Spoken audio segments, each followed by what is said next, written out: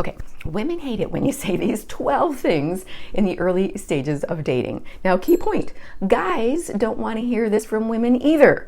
But for men, saying number 12 instantly lands you in the friend zone about 87% of the time. And the reality is, men and women are different in some ways that can be confusing and frustrating. And even though the early days of dating are an exciting phase where you're eager to impress each other without even knowing, certain things you say can make her cringe. Now, whether it's coming on too strong or sharing too much too soon, certain remarks can instantly dampen the mood. So to avoid turning her off before you even realize it, let's look at 12 things women dislike hearing in the early stages of dating, and importantly, why they don't like them.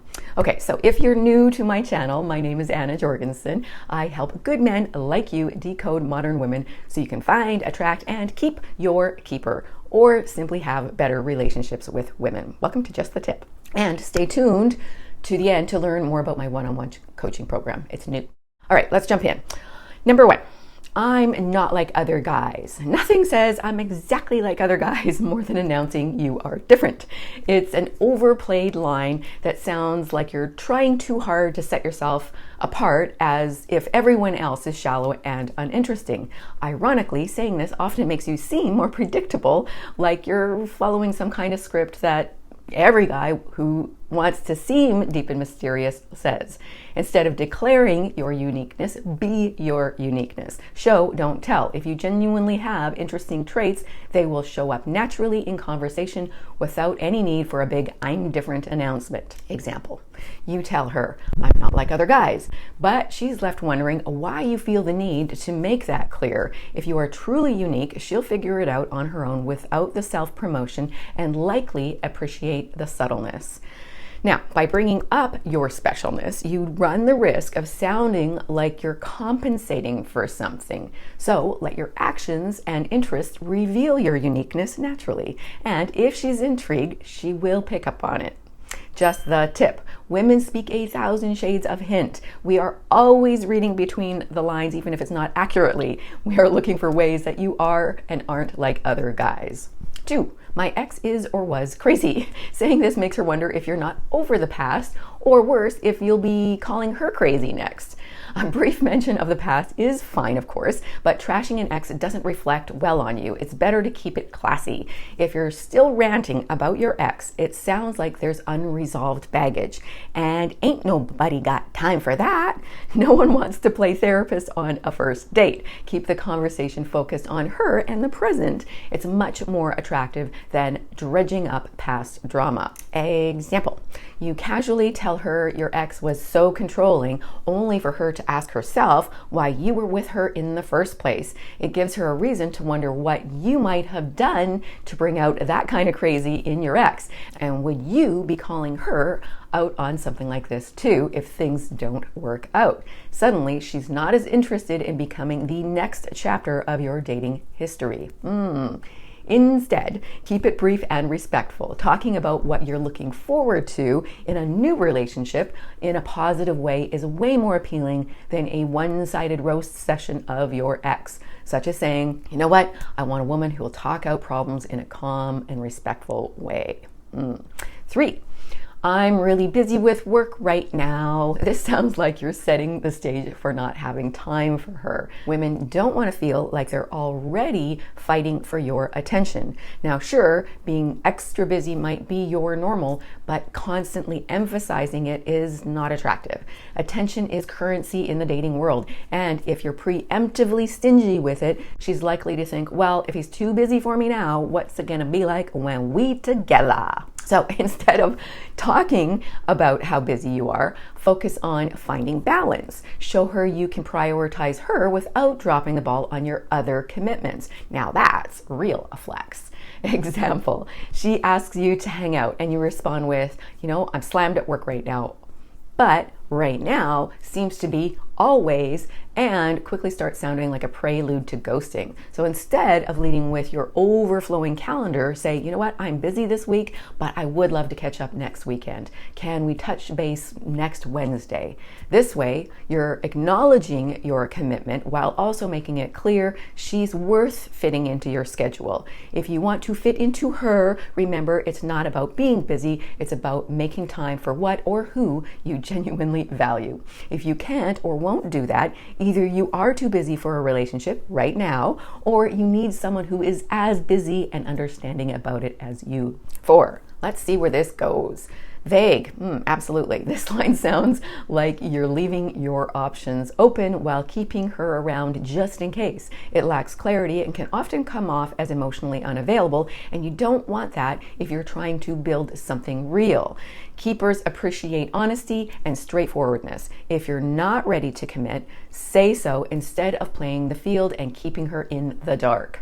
Example, imagine her expecting a real answer about your intentions, only to hear, let's just see how it goes.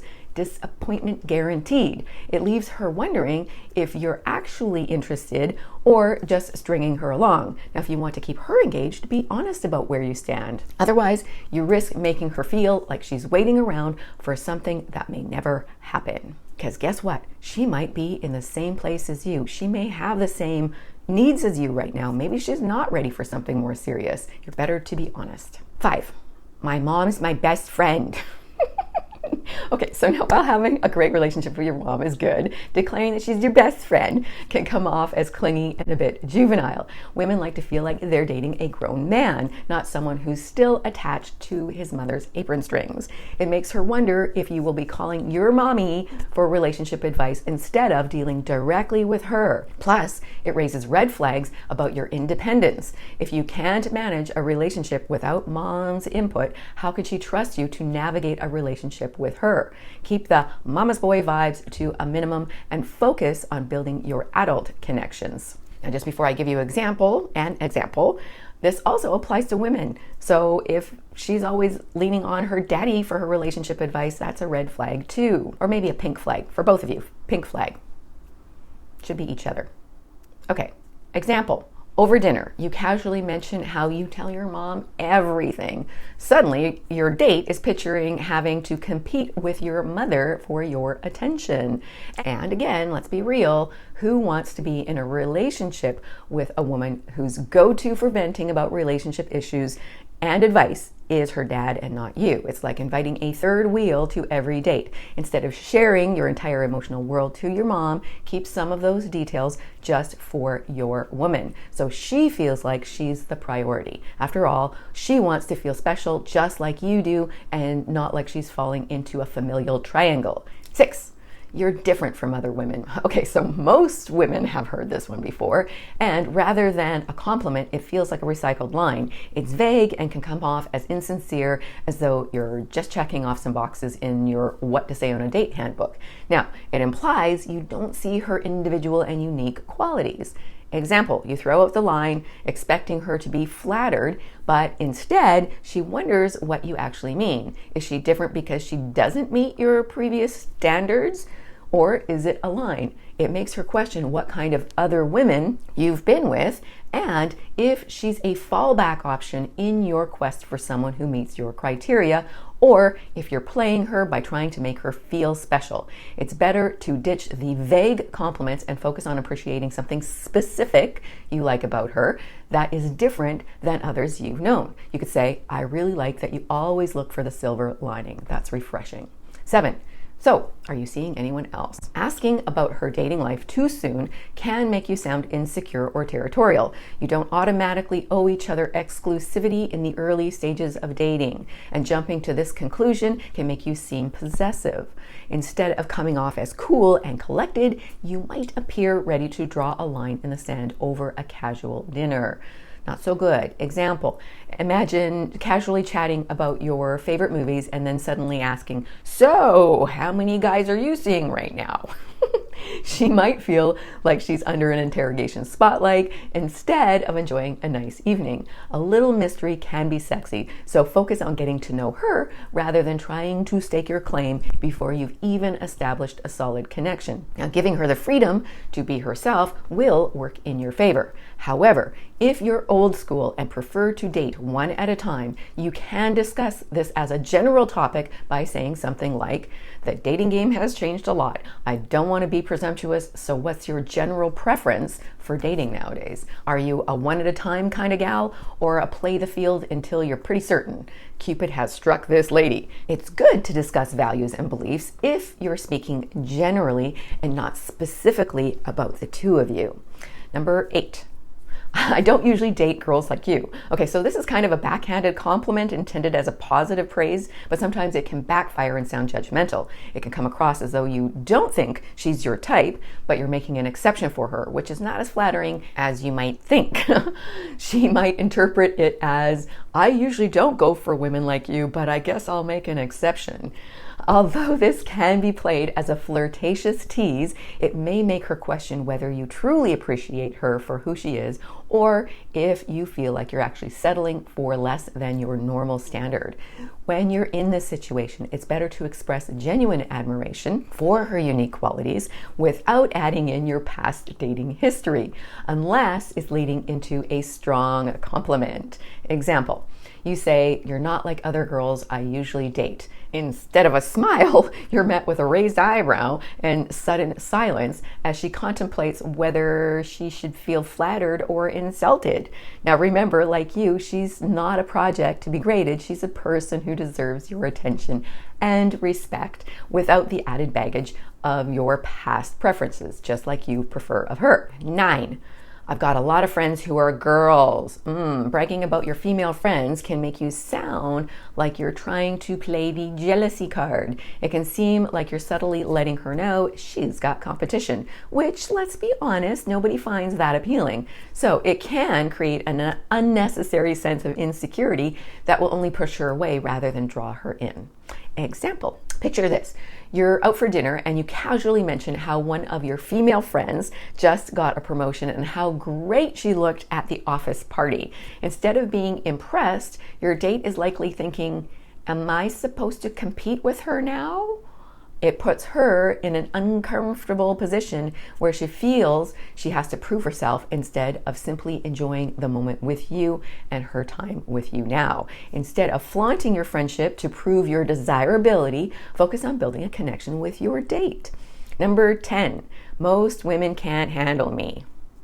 Okay, this line often sounds like a warning that you may be difficult, unreliable, or a bad boy, just like it might sound if you heard it from a woman. Most emotionally healthy women are looking for a stable, mature relationship, not a challenge to tame you. That's inherently unattractive to keepers and sets the stage for future misunderstandings. Example, imagine saying, I'm a lot to handle right before your first date. Instead of intrigue, she's most likely imagining the roller coaster she's about to board, complete with high-speed turns and unexpected drops in her self-esteem. Instead, work on what's not working for you like she should. 11. Why are you single? Well, this can feel like another backhanded compliment, implying there's a reason no one snatched her up. If she's self-conscious of her relationship status, it can be an uncomfortable question that makes her feel like she needs to explain herself as if she's on trial for being single, just like it might some of you. Example, you ask, so why are you still single? And she gives you kind of a forced smile while mentally listing all the reasons it's time to get a cat. It puts her in a position to defend her choices instead of enjoying the moment with you. It doesn't even matter if she's single by choice, because the truth is everyone has their reasons. Instead, focus on getting to know her and enjoying your time together. Ask about the things she's enjoyed while being single and her interests, hobbies, or favorite places, and then watch the conversation flow effortlessly with no uncomfortable implications hanging in the air. So, just before I reveal the last but possibly worst thing a man can say in the early stages of dating to a woman, if you have found value in this video, please consider giving it a like and subscribing. And thank you so much if you already have. Okay, now with the exception of a few progressive countries, and even there, a woman prefers not to hear this, and saying this one thing results in an 87% crash and burn. Number 12, let's split the bill. Ooh, ouch, I know. Okay, while fairness is great, according to polls of US college campuses, arguably the home of the highest percentage of female feminists, 87% of women see this statement as a sign you're not interested, or don't think she's worth it, or simply don't want to invest. And I agree, it's hypocritical, anti-equality, but it is reality. Unless you're in a very progressive country. In the early stages, going Dutch can send mixed signals, especially if it's a recurring theme. It can come across as you treating the date like a casual business meeting rather than a budding romance. Solution coming up shortly. Example. Imagine you go out for dinner and as the bill arrives, you say, let's split it. While it is fair, she can't help instantly comparing this date to the other one when the guy automatically paid the check.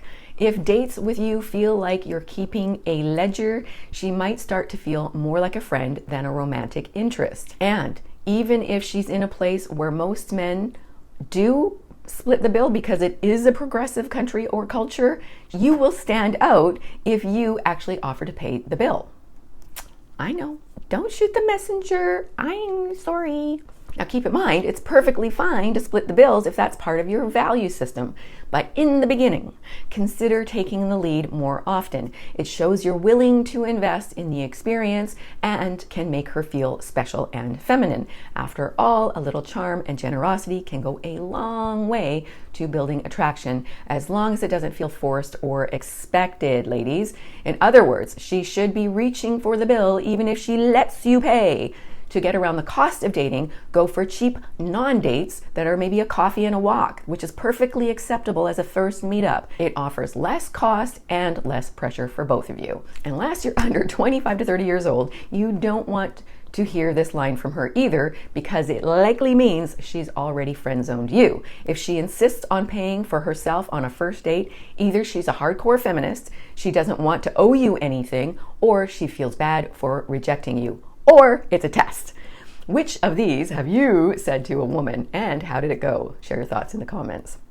So in the early stages of dating, words do matter, and avoiding these common pitfalls can go a long way. Now keep it real, stay away from cliched lines, and most importantly, remember to be your real self. With that approach, you're far more likely to naturally make a lasting positive impression without any cringe-worthy missteps along the way. And if you want to know some things women do love to hear, you're going to want to watch my video on the phrases that turn women on, coming up next or in the pinned comment. And if you're ready to stop worrying about what to say to women when you're attracted and just naturally attract the kind of women you really want, my one-on-one coaching program is exactly what you need. You'll learn everything from mastering online dating to flirting to building true confidence with women to finding your keeper or simply getting some action if that's what you prefer right now. Spots are limited, so click the link in the description, pinned comment, or the QR code,